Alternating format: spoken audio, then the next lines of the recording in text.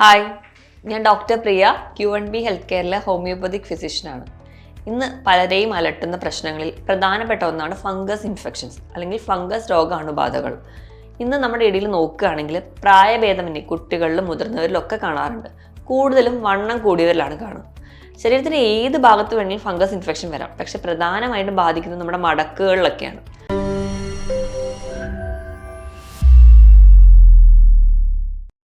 അപ്പം fungus infection എന്ന് പറയുമ്പോൾ തന്നെ അവർക്ക് ഭയങ്കരമായ ചൊറിച്ചിലും നീറ്റിലും ഒക്കെയാണ് അനുഭവപ്പെടുക. അസഹനീയമായ ചൊറിച്ചിലായതുകൊണ്ട് തന്നെ നമ്മൾ പെട്ടെന്ന് തന്നെ മെഡിക്കൽ ഷോപ്പിലൊക്കെ പോയിട്ട് ആൻറ്റി ഫംഗൽ ഓയിൽമെൻറ്റ്സ് ഒക്കെ വാങ്ങി തേക്കും. താൽക്കാലികമായിട്ട് ചൊറിച്ചിലൊക്കെ കുറയുന്നല്ലാതെ ഒരു ശാശ്വത പരിഹാരം നമുക്ക് കിട്ടാറില്ല.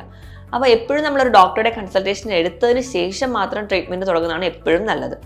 നമുക്കിനി നോക്കാം ആർക്കാണ് അല്ലെങ്കിൽ ആരുടെ ഇടയിലൊക്കെയാണ് ഈ ഫംഗസ് ഇൻഫെക്ഷൻസ് കൂടുതലായിട്ട് വരുന്നതെന്ന്. നമ്മൾ നോക്കുകയാണെങ്കിൽ ഫംഗസ് ഇൻഫെക്ഷൻ കൂടുതലായിട്ട് വരുന്നതും എപ്പോഴും രോഗപ്രതിരോധ ശേഷി കുറഞ്ഞവരിലാണ്.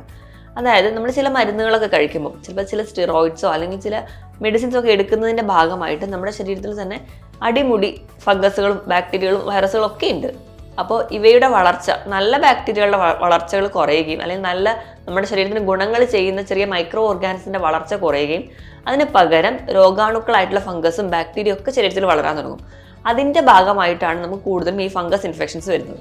ഇത് കൂടാതെ തന്നെ അമിതവണ്ണമുള്ളവർ, അവരുടെ സ്കിന്നിങ്ങനെ മടക്കുകളായിട്ട് നിൽക്കുമ്പോൾ വിയർക്കുന്നതിൻ്റെയൊക്കെ ഒരു ഭാഗമായിട്ട് അവിടെ ഒരു ഈർപ്പം വരികയും അത് ഫംഗസ് ഇൻഫെക്ഷൻ കാരണമാകും. ഇത് കൂടാതെ തന്നെ പ്രീ ഡയബറ്റിക് സ്റ്റേജിലോ അല്ലെങ്കിൽ പ്രമേഹ രോഗികളിലും ഒക്കെ നമുക്ക് ഈ ഫംഗസ് ഇൻഫെക്ഷൻസ് കാണാറുണ്ട്.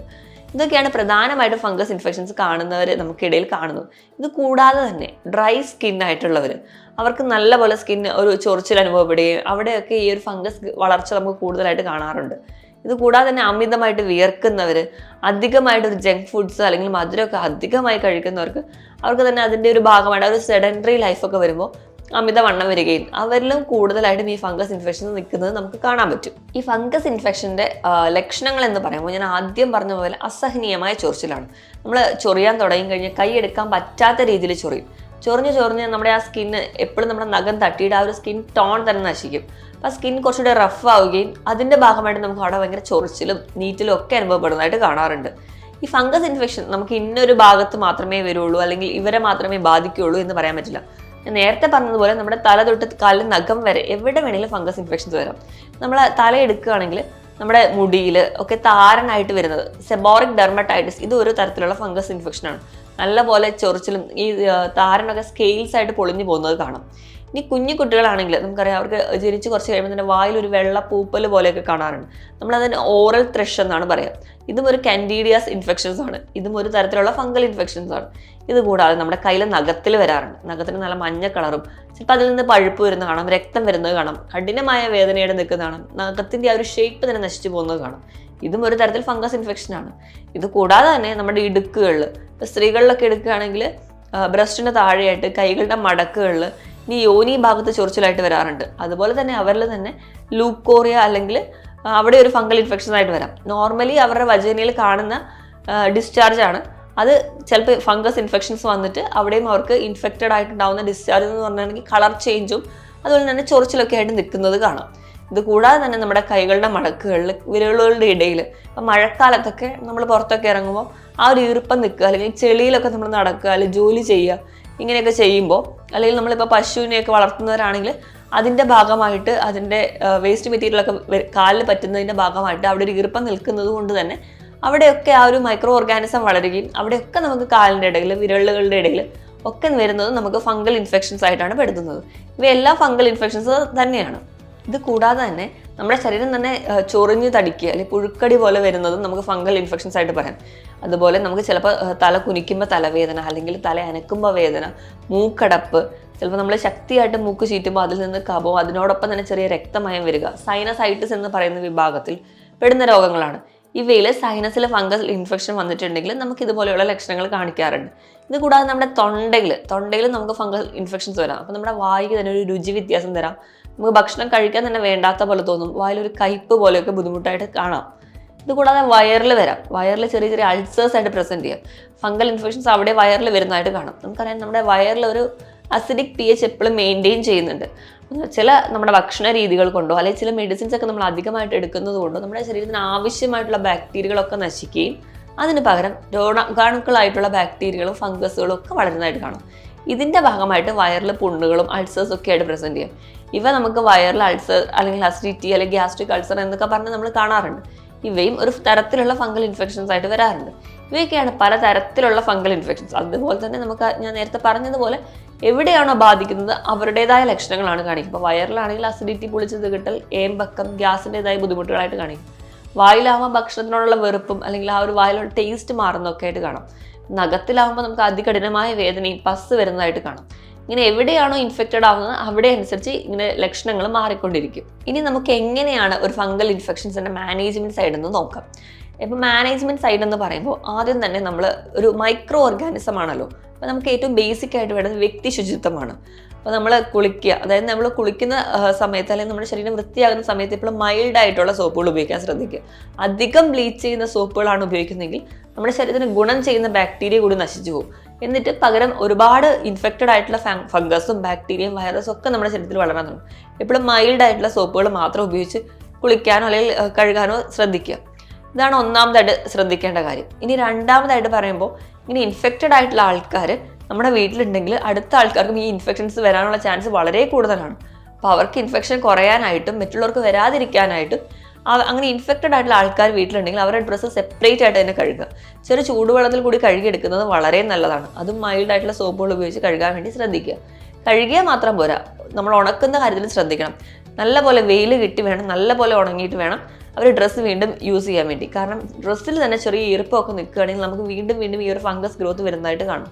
നമ്മൾ ഫ്ലാറ്റിലോ അല്ലെങ്കിൽ ഒരു കണ്ടാമിനേഷൻ വരുന്നത് പ്രധാനമായിട്ടും ഒരുപാട് ആൾക്കാർ തിങ്ങി നിൽക്കുന്ന ഏരിയയിലായിരിക്കും. അപ്പോൾ അവരുടെ ഡ്രസ്സൊന്നും മര്യാദയ്ക്ക് കഴുകാനോ അല്ലെങ്കിൽ പ്രോപ്പറായിട്ട് ഉണങ്ങാനോ ഒന്നും പറ്റാത്തത് കൊണ്ടാണ് ചിലപ്പോൾ ഇൻഫെക്ഷൻസ് പെട്ടെന്ന് സ്പ്രെഡ് ചെയ്യുന്നത്. അപ്പോൾ അത് തടയാൻ വേണ്ടി പ്രോപ്പറായിട്ട് വാഷ് ചെയ്യും, പ്രോപ്പറായിട്ട് ഡ്രൈ ചെയ്യും നമ്മൾ ഉറപ്പ് വരുത്തണം. അതിനോടൊപ്പം തന്നെ ഇപ്പം ഉണക്കം കറക്റ്റായിട്ടില്ലെങ്കിൽ തന്നെ നിങ്ങൾ അയൺ ചെയ്ത് ഉപയോഗിക്കുകയാണെങ്കിൽ ഒരു പരിധി വരെ നമുക്ക് ആ ഇൻഫെക്ഷനൊക്കെ കൺട്രോൾ ചെയ്യാൻ പറ്റും. ഇനിയിപ്പോൾ നിങ്ങൾ മെഡിസിൻസ് എടുക്കുന്ന കാര്യത്തിൽ നമ്മൾ മെഡിസിൻസ് എല്ലാവരും എടുക്കുമ്പോൾ നമ്മൾ ചെയ്യുന്നത് വെച്ച് കഴിഞ്ഞാൽ എക്സ്റ്റേണലി ഓയിൽമെൻറ്റ്സ് ഒക്കെ എടുക്കും. അപ്പോൾ ഓയിൽമെൻറ്റ്സ് എടുക്കുമ്പോൾ നമ്മൾ ആ ഫസ്റ്റ് കുറച്ച് ദിവസങ്ങൾ ഉപയോഗിക്കുമ്പോൾ തന്നെ നമുക്ക് ചൊറിച്ചിലൊക്കെ നല്ല പോലെ കുറയും. അപ്പോൾ നമ്മൾ എന്താകും, ആ ഓയിൽമെൻറ്റ് തേക്കുന്ന പരിപാടി അങ്ങ് നിർത്തും. അപ്പം ഇതിന് ഒരു പ്രശ്നം എന്താണെന്ന് വെച്ചാൽ ചിലപ്പോൾ നമ്മൾ ആ ചൊറിച്ചിൽ നിന്ന് കഴിഞ്ഞാലും ചിലപ്പോൾ ഇവിടെ ഒരു 10% ഫംഗസ് ആ ഒരു ഏരിയയിൽ തന്നെ ഉണ്ടാവും. നമ്മൾ ഓയിൽമെൻറ്റ് നിർത്തി കഴിയുമ്പോൾ ഈ ഫംഗസ് ഇരട്ടി സ്പീഡിൽ തന്നെ മൾട്ടിപ്ലൈ ചെയ്ത് വരുന്നത് കാണാം. ഇങ്ങനെ മൾട്ടിപ്ലൈ ചെയ്ത് വരുന്ന ഫംഗസ് നമ്മൾ ഈ പറഞ്ഞ ഓയിൽമെൻറ്റ് അല്ലെങ്കിൽ നമ്മൾ മുൻപ് തേച്ചിട്ടുള്ള ഓയിൽമെൻറ്റിനോട് റെസിസ്റ്റൻ്റ് ആയിരിക്കും. അപ്പം എക്സ്റ്റേണലി നമ്മൾ ചുമ്മാ ഒരു ഓയിൽമെൻറ്റ് അല്ലെങ്കിൽ ഒരു വേദനയ്ക്കോ അല്ലെങ്കിൽ ചൊറിച്ചിലിനോ കുറയാൻ വേണ്ടി മാത്രം തേച്ചിട്ട് കാര്യം ഉണ്ടാവില്ല. ഇത് കംപ്ലീറ്റ് ആയിട്ട് തേക്കുക ആണെങ്കിൽ മാത്രമേ നമുക്ക് ഈ ഒരു കംപ്ലീറ്റ് ആയിട്ടുള്ള ക്യൂർ കിട്ടുള്ളൂ. അപ്പം കംപ്ലീറ്റ് ആയിട്ട് ആ ഒരു റാഷോ അല്ലെങ്കിൽ അവിടുത്തെ ഇറിറ്റേഷനൊക്കെ മാറുന്നവരെ കണ്ടിന്യൂസ് ആയിട്ട് ഓയിൽമെൻറ്റ് തേച്ചാൽ മാത്രമേ ഒരു കംപ്ലീറ്റ് റിസൾട്ട് കിട്ടുള്ളൂ. ഇപ്പോൾ ഹോമിയോപ്പതിക്കിലൊക്കെ ആണെങ്കിൽ ഇന്റേണലി കൂടി ചിലപ്പോൾ അവർക്ക് മെഡിസിൻസ് എടുക്കേണ്ടി വരും, അവരുടെ ഒരു കോൺസ്റ്റിറ്റ്യൂഷൻ നോക്കിയിട്ട്. അപ്പം അങ്ങനെ കൃത്യമായിട്ട് മെഡിസിൻസ് എടുക്കുകയാണെങ്കിൽ നമുക്ക് കംപ്ലീറ്റ് ആയിട്ട് മാറ്റാൻ പറ്റുന്ന ഒരു കണ്ടീഷനാണ്. പക്ഷെ ചിലർക്കൊക്കെ ആണെങ്കിൽ അമിതവണ്ണം ഒക്കെ ഉള്ളവർ അല്ലെങ്കിൽ അധികമായിട്ട് വിയർക്കുന്നവരാണെങ്കിൽ അവരുടെ ബോഡി വെയിറ്റ് ഒക്കെ ഒന്ന് റെഡ്യൂസ് ചെയ്താൽ തന്നെ മരുന്നുകളൊന്നും ഇല്ലാതെ തന്നെ നമുക്ക് ഫംഗൽ ഇൻഫെക്ഷൻസ് മാറ്റാൻ പറ്റും. പിന്നെ സ്കിന്നബിൾ ഡ്രൈ ആക്കി വെക്കാൻ വേണ്ടി നോക്കുക.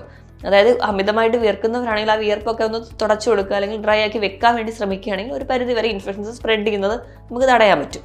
ഈ മാനേജ്മെൻറ്റിൽ ഈ ഒരു കാര്യം ശ്രദ്ധിക്കുന്നതിനോടൊപ്പം നമ്മുടെ ഫുഡ് ഹാബിറ്റും ചെറിയ മാറ്റങ്ങളൊക്കെ വരുത്തണം.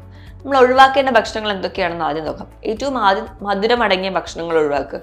അധികം മധുരമുള്ള ഭക്ഷണങ്ങൾ, ഇപ്പോൾ നമ്മൾ ഫ്രൂട്ട്സ് ആയാലും ജ്യൂസ് ആയാലും സ്വീറ്റ്സ് ആയാലും തേന്, ശർക്കര, കരിപ്പെട്ടി ഇവയൊക്കെ ഉപയോഗിക്കുകയാണെങ്കിലും നിങ്ങൾ ശ്രദ്ധിക്കേണ്ട ഒരു കാര്യം എന്ന് വെച്ചിട്ടുണ്ടെങ്കിൽ ഇവയൊക്കെ മധുരമാണ്. അതുകൊണ്ട് തന്നെ ഇത് അധികമായിട്ട് എടുക്കുകയാണെങ്കിൽ നമുക്ക് ഈ ഒരു ഫംഗൽ ഗ്രോത്ത് ഒക്കെ കൂടുതലായിട്ട് കാണാം. മാക്സിമം മധുരം അടങ്ങിയ ഭക്ഷണങ്ങൾ നിങ്ങൾ കുറയ്ക്കാൻ ശ്രദ്ധിക്കുക. ഈ മധുരം അടങ്ങിയ ഭക്ഷണങ്ങൾ നമുക്കറിയാം വെയിറ്റും കൂടും. അതുപോലെ തന്നെ ഈ ഫംഗസ് ഒക്കെ ഉണ്ടെങ്കിൽ അവർക്കിതൊരു ഭക്ഷണമായി മാറി അവർ പെട്ടെന്ന് മൾട്ടിപ്ലൈ ചെയ്യും. അതുപോലെ തന്നെ പാലിൻ്റെ ഉപയോഗം ഈ ഒരു ഫംഗസ് ഇൻഫെക്ഷൻസ് ഒക്കെ ഉണ്ടെങ്കിൽ കുറയ്ക്കാൻ വേണ്ടി ശ്രദ്ധിക്കുക. കാരണം പാലിൽ അടങ്ങിയിട്ടുള്ള ഗാലക്ടോസ് എന്ന് പറയുന്ന കണ്ടന്റ് നമുക്ക് ഫംഗസിൻ്റെ ഒരു ഭക്ഷണമായിട്ട് മാറുകയും അത് പെട്ടെന്ന് മൾട്ടിപ്ലൈ ചെയ്യാൻ കാരണമാകും. നിങ്ങൾ പാലിൻ്റെ ഉപയോഗം കുറയ്ക്കുക. പകരം നിങ്ങൾക്ക് തൈര്, നെയ്യ്, വെണ്ണ ഇവയൊക്കെ കഴിക്കാവുന്നതാണ്. കാരണം ഇവയൊക്കെ കഴിക്കുന്നത് നമ്മുടെ വയറിൽ നല്ല ബാക്ടീരിയയുടെ വളർച്ചയും അതുപോലെ തന്നെ നമ്മുടെ നല്ല ബാക്ടീരിയകളുടെ വളർച്ച നല്ലപോലെ ഉണ്ടെങ്കിൽ നമുക്ക് മറ്റ് ഇൻഫെക്റ്റഡ് ആയിട്ടുള്ള മൈക്രോ ഓർഗാനിസത്തിൻ്റെ വളർച്ച കുറയ്ക്കാൻ പറ്റും. അപ്പോൾ അതുവഴി നമുക്ക് ഈ രോഗത്തിനൊക്കെ തടയാൻ പറ്റും. അതുപോലെ തന്നെ ഈ പ്രോസസ്ഡ് ആയിട്ടുള്ള ഭക്ഷണങ്ങൾ അതിൽ ഉൾപ്പെടുന്ന ഒന്നാണ് ചീസ് അല്ലെങ്കിൽ നമ്മുടെ മൈദ പോലെയുള്ള ഭക്ഷണങ്ങൾ, ആട്ട, റിഫൈൻഡ് ആയിട്ടുള്ള ഓയിൽ, ജങ്ക് ഫുഡ്സ് ഇവയൊക്കെ മാക്സിമം കുറയ്ക്കുക. ഇവ നമ്മുടെ ശരീരത്തിന് അത്ര ഹെൽത്തി ആക്കി വെക്കത്തില്ല. അപ്പോൾ നമ്മൾ അതിന് പകരം കുറച്ചുകൂടെ ഹെൽത്തി ആയിട്ട് അല്ലെങ്കിൽ നമ്മുടെ രോഗപ്രതിരോധ ശേഷി കൂട്ടാനായിട്ട് ധാരാളം വൈറ്റമിൻ സി അടങ്ങിയ ഭക്ഷണങ്ങൾ കഴിക്കുക. അതുപോലെ തന്നെ പച്ചക്കറികൾ നല്ലപോലെ കഴിക്കുക. അപ്പോൾ നമുക്ക് വേണ്ട മിനറൽസ് ഒക്കെ കിട്ടുള്ളൂ. നമ്മുടെ ശരീരത്തിന് ഗുണങ്ങൾ പലതും കിട്ടണമെങ്കിൽ നമ്മൾ കൃത്യമായിട്ട് വെജിറ്റബിൾസ് കഴിക്കണം. അപ്പം പച്ചക്കറികൾ കഴിക്കുമ്പോൾ നമുക്ക് വൈറ്റമിൻസും മിനറൽസും അതുപോലെ തന്നെ നമ്മുടെ പ്രോട്ടീൻ്റെ അബ്സോർപ്ഷനും ഇവരെല്ലാം സഹായിക്കുന്നുണ്ട്. കൃത്യമായിട്ടൊരു ഹെൽത്തി ആയിട്ടുള്ള ഭക്ഷണം കഴിക്കുകയാണെങ്കിൽ ഒരു പരിധി വരെ നമുക്ക് ഈ രോഗങ്ങളൊക്കെ തടയാൻ പറ്റും. അതിനോടൊപ്പം തന്നെ കൃത്യമായിട്ട് വെള്ളം കുടിക്കുക. നമ്മുടെ ശരീരത്തിൽ എന്ത് രോഗം വന്നാലും അവയെല്ലാം പുറന്തള്ളണമെങ്കിൽ നമുക്ക് നല്ലപോലെ വെള്ളം കുടിക്കണം. എങ്കിൽ മാത്രമേ നമുക്ക് ആ ബോഡിക്ക് അതിൽ നിന്ന് പുറന്തള്ളാൻ പറ്റുള്ളൂ. അപ്പോൾ വിയർപ്പായാലും മൂത്രത്തിലൂടെയൊക്കെ പുറന്തള്ളണമെങ്കിൽ നമ്മൾ നല്ലപോലെ വെള്ളം കുടിക്കുക. അതുപോലെ തന്നെ നമ്മുടെ ഒരു ഇമ്മ്യൂണിറ്റി ബൂസ്റ്റ് ചെയ്യാൻ വേണ്ടി തന്നെ ഏറ്റവും വേണ്ടത് ഉറക്കമാണ്.